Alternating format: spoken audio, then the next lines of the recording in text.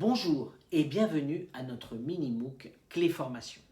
Chez Clé International, nous souhaitons rester à vos côtés pendant cette période de confinement. Où que vous vous trouviez, nos délégués pédagogiques et intervenants formateurs du monde entier vous accompagnent. Aujourd'hui, dans cette deuxième partie de notre mini-MOOC Clé Formation confinée, mais à vos côtés, nous allons vous parler des modalités pédagogiques et des ressources pour mieux organiser vos cours en ligne.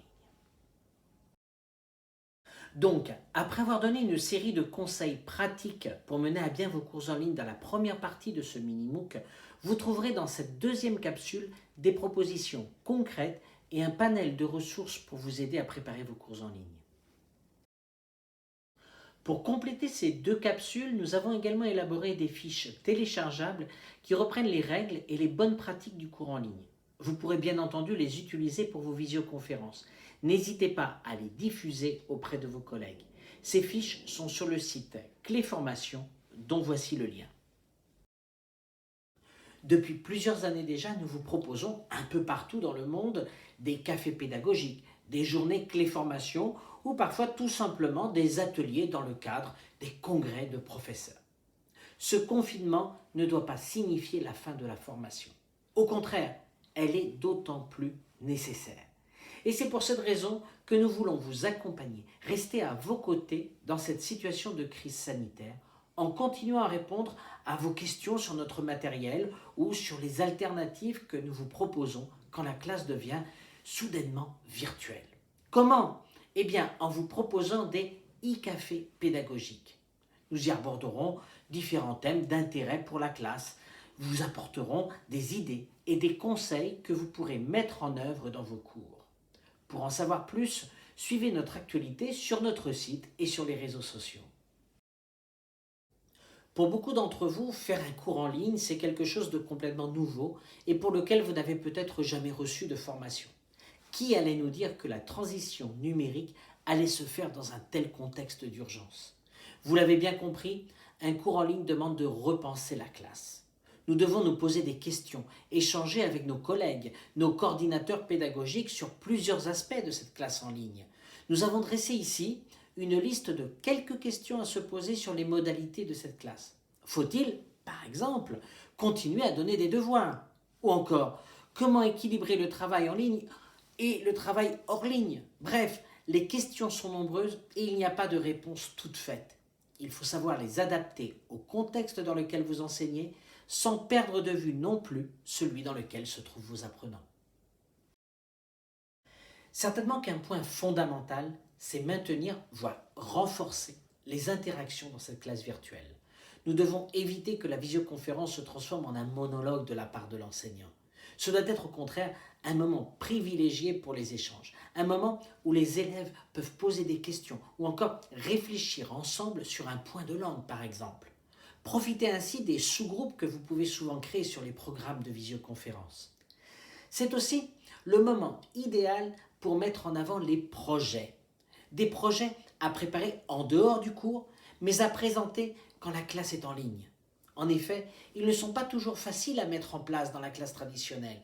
Cette situation de confinement peut donc faciliter la réalisation de projets musicaux ou de recettes de cuisine comme ceux que vous trouvez dans nos manuels, sans avoir peur, bien sûr, d'aller au-delà et d'en inventer d'autres encore, et que vos élèves pourront partager en ligne. Évidemment, on ne fait pas une classe en ligne si nous ne disposons pas de ressources ou d'outils pour nous aider à la préparer. C'est pour cette raison que Clé Formation a très vite mis la plupart de ces ressources à votre disposition pour que vous puissiez puiser dedans. Et pour rendre cette tâche encore plus facile, une page spéciale Covid-19 accès gratuit à nos manuels numériques a été créée. Vous y retrouverez donc un lien vers nos bibliomanuels bien sûr, mais aussi vers notre espace digital. Vous y accéderez à partir du lien qui apparaît sur votre écran. Nos livres numériques, ou plutôt bibliomanuels comme nous les appelons, se déclinent en général de la façon suivante. Tout d'abord, le livre de la méthode, dans une version élève ou enseignant. Le bibliomanuel enseignant regroupant la version élève et toutes les ressources pédagogiques complémentaires, dont bien sûr le guide pédagogique en PDF.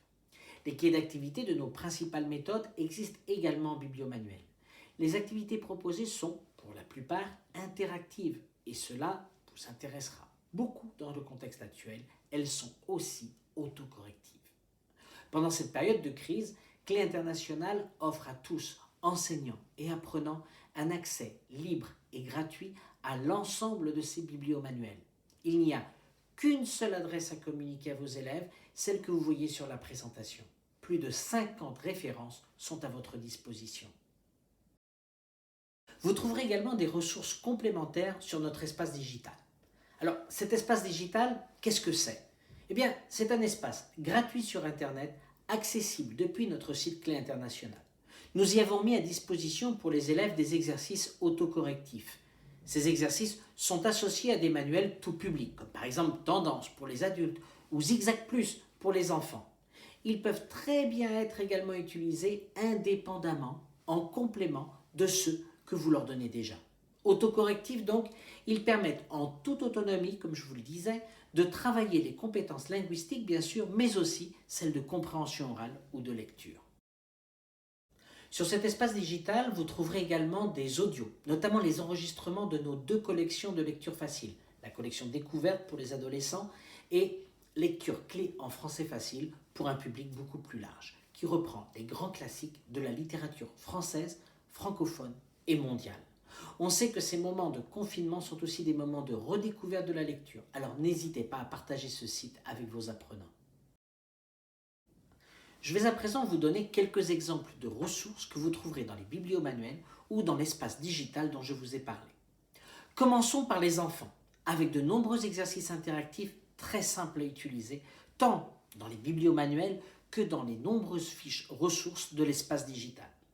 Ici, vous voyez par exemple un jeu de memory issu de Clémentine et que vos plus jeunes apprenants pourront réaliser de façon autonome puisqu'il est autocorrectif. Côté espace digital, consultez les nombreuses ressources de Zigzag Plus. Vous pourrez, par exemple, envoyer aisément à vos apprenants des jeux découpables et des activités manuelles qu'ils pourront réaliser sans ordinateur et qui favoriseront, je n'en doute pas, le processus d'apprentissage en dehors de la visioconférence.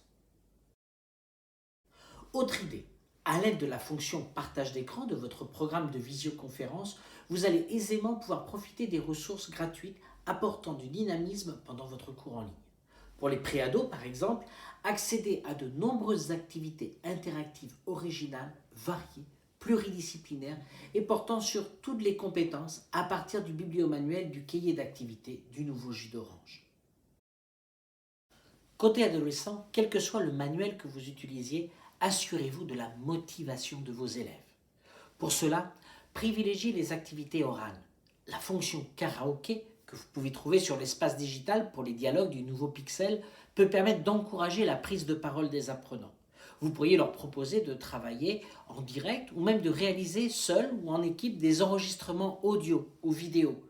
Toujours sur ce même espace digital, vous y trouverez aussi un grand répertoire d'activités interactives et autocorrectives qui vous seront utiles pour systématiser les apprentissages en dehors de la classe. Vous pouvez aussi travailler la phonétique en ligne. Le bibliomanuel de la méthode pour adolescents #laclasse vous propose une large gamme d'activités que vous pouvez compléter avec des exercices interactifs du cahier d'activités. Pour les adultes, tout comme nous venons de le voir pour les enfants et les adolescents, vous avez le choix de puiser dans de très nombreuses ressources de l'espace digital ou du bibliomanuel. Elles vous seront utiles aussi bien pour leur envoyer des devoirs, entre guillemets, favoriser le travail en autonomie et dans tous les cas, permettre que les élèves puissent garder le contact entre eux et avec le français bien sûr. D'autre part, pensez également au site LivreWeb. Pour les collections progressives et ABC d'Elf, vous disposez de ressources complémentaires en ligne. Pour y accéder, il suffit d'activer la clé d'activation personnelle, c'est-à-dire le code, qui se trouve à l'intérieur de votre livre.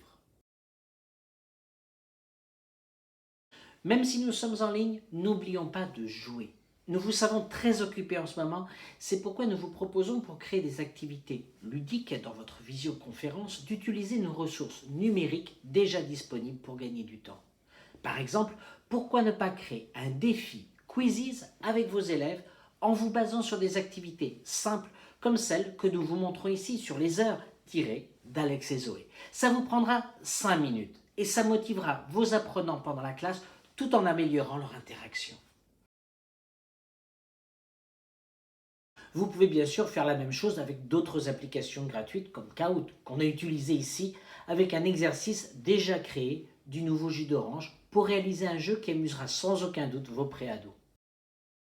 Pour les niveaux avancés, chez les adultes, voyons comment introduire davantage la vidéo.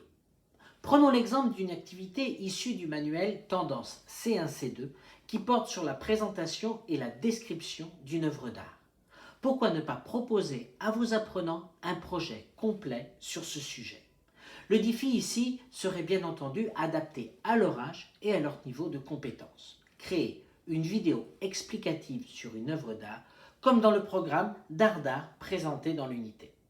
Pour cela, vos apprenants disposent de nombreux sites de ressources. Je vous donne ici l'exemple de la plateforme ouverte du patrimoine, mise en place par le ministère de la Culture français, mais aussi de programmes d'extraction, de création et d'édition de vidéos comme Cyberborg ou Capwing.